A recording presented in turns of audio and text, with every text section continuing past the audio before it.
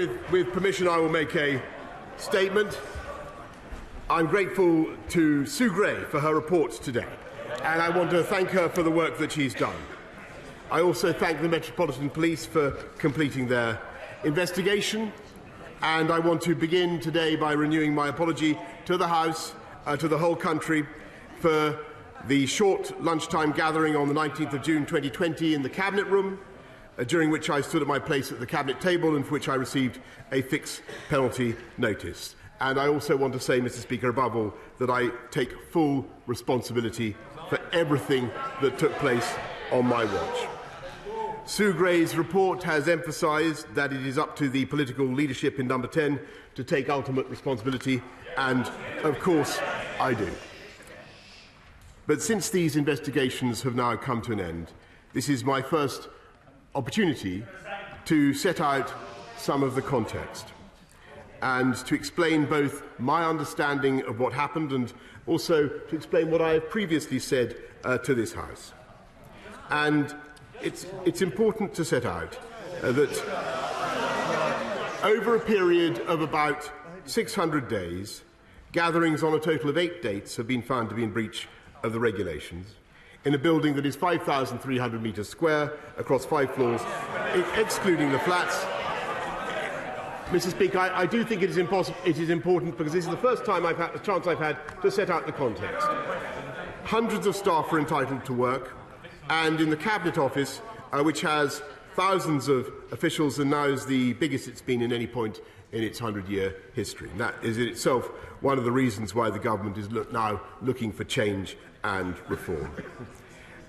Mr. Speaker, those staff working in Downing Street were permitted to continue attending their office for the purpose of work, and the exemption under the regulations applied to their work because of the nature of their jobs reporting directly to the Prime Minister.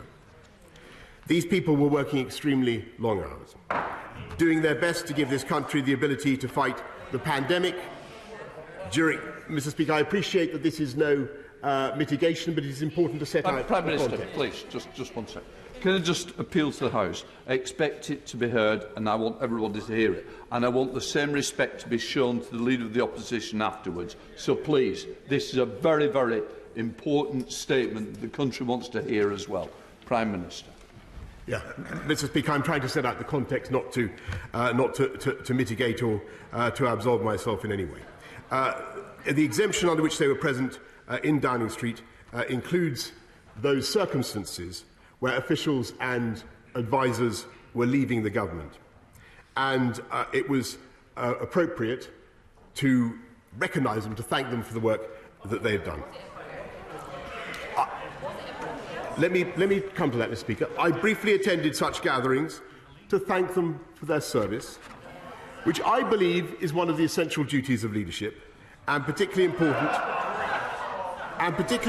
when people need to feel that their contributions have been appreciated and to keep morale as high as possible. I'm trying to explain the reasons I was there, Mr. Speaker. And it's clear from what Sue Gray has had to say that some of these gatherings then went on far longer than was necessary. And they were clearly in breach of the rules, and they fell foul of the rules. I have to tell the House, because the House will need to know this, and again, this is not to mitigate or to extenuate, I had no knowledge of those subsequent proceedings because I simply wasn't there. And I have been as surprised and disappointed as anyone else in this House as the revelations have unfolded. And frankly, Mr. Speaker, I have been appalled by some of the behaviour, particularly in the treatment of the security and the cleaning staff. And I would like to apologise to those members of staff. And I expect anyone who behaved in that way to apologise to them as well. And I'm happy to set on the record now that when I said, and I came to this House and said in all sincerity that the rules and guidance have been followed at all times, it was what I believed to be true. It was certainly the case when I was present at gatherings to wish staff farewell, and the House will note that my attendance at these moments, brief as it was, has not been found to be outside the rules. But clearly this was not the case for some of those gatherings after I had left and at other gatherings when I was not even in the building. So I would like to correct the record, to take this opportunity, not in any sense to absolve myself of responsibility, which I take and have always taken, but simply to explain why I spoke as I did in this House. Mr. Speaker, in response to her interim report, Sue Gray acknowledges that very significant changes have already been enacted. She writes, and I quote, "I am pleased that progress is being made in addressing the issues I raised." And she adds, "Since my update, there have been changes to the organisation and management of Downing Street and the Cabinet Office with the aim of creating clearer lines of leadership and accountability, and now these need the chance and time to bed in." Number 10 now has its own permanent secretary charged with applying the highest standards of governance. There are now easier ways for staff to voice any worries, and Sue Gray welcomes that, and I quote, "Steps have since been taken to introduce more easily accessible means by which to raise concerns electronically, in person or online, including directly with the permanent secretary." The entire senior management has changed. There is a new chief of staff, an elected member of this House, who also commands the status of a cabinet minister. There is a new director of communications, a new principal private secretary, and another of other key appointments in my office.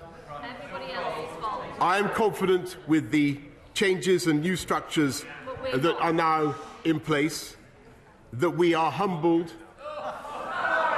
by the experience, and we have learned our lesson. And I want to conclude by saying that Mr. Speaker, I am humbled and I have learned a lesson, Mr. Speaker. And I want to conclude by saying that whatever the failings of we'll come to that. And whatever the failings of Number 10 and the Cabinet Office throughout this very difficult period, for which I take full responsibility, I continue to believe that the civil servants and advisers in question, hundreds of them, thousands of them, some of whom, Mr. Speaker, are the very people who've received fines, are good, hard-working people, motivated by the highest calling to do the very best for our country.